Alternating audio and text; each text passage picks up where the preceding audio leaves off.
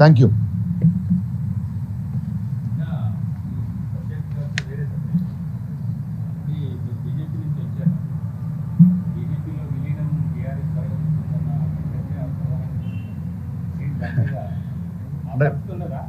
Basically ఈ అంశం మీదనే నేను చెప్పాలని వచ్చాను. అసలు ఆ అవసరమూ లేదు.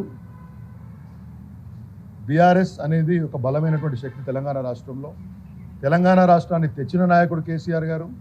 తెలంగాణ రాష్ట్రాన్ని 10 సంవత్సరాల పాటు బ్రహ్మాండంగా అభివృద్ధి పదంలో నడిపి దేశంలోనే అగ్రగామిగా తలసరి ఆదాయం కావచ్చు, తలసరి విద్యుత్ వినియోగం కావచ్చు, లేకపోతే జీడిఎస్పీ కావచ్చు, జిఎస్డిపి కావచ్చు, ఏ రంగాన్ని తీసుకున్న వ్యవసాయం నుంచి పారిశ్రామిక రంగం వరకు, ఉద్యోగాల కల్పన నుంచి మిగతా అన్ని రంగాల వరకు బ్రహ్మాండంగా తెలంగాణను అభివృద్ధి చేసినటువంటి ఒక నాయకుడు కేసీఆర్ గారు. వారి సారథ్యంలో నడిచినటువంటి ఒక పార్టీ బీఆర్ఎస్ పార్టీ. కాబట్టి ఇవాళ నేను పరిమితమయ్యేది ఏంటంటే ఏదో బీజేపీతో పొత్తు ఉంటేనో ఇంకోటో కాదు. ఇవాళ 18 నెలల కాంగ్రెస్ పార్టీ పరిపాలన చూసిన తర్వాత ప్రజలందరూ కూడా మళ్ళీ బీఆర్ఎస్ పార్టీ రావాలి, కేసీఆర్ పాలన కావాలని కోరుకుంటున్నారు. కాబట్టి ఇప్పుడు పొత్తులు ఉంటాయా పొత్తులు ఉండవా అనే విషయం ఇవాళ ఎన్నికలు లేవు, ఉండాల్సిన అవసరం కూడా మాకు లేదు. ఇవాళ నేను చూశాను ఒకరిద్దరు బీజేపీ నాయకులు అతి ఉత్సాహంతో మాడుతూ ఉన్నారు.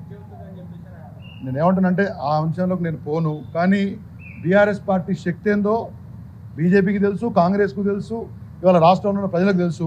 ఇవాళ బీజేపీ నాయకులు కొంతమంది మాడుతూ ఉన్నారు, మాకు పొత్తొద్దు, మేము రావని. నిన్ను ఎవరు అడిగినరు, ఎవరు మాట్లాడినరు?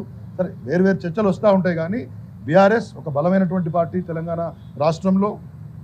బ్రహ్మాండమైన నాయకుడు కేసీఆర్ గారు ఉండగా ప్రజలు వారు కోరుకుంటున్నప్పుడు వేరే చర్చ తలెత్తుంది. ధన్యవాదాలు. అది రాజాసింగ్ గారును బీజేపీ వాళ్ళు తెలుసుకోవాలి.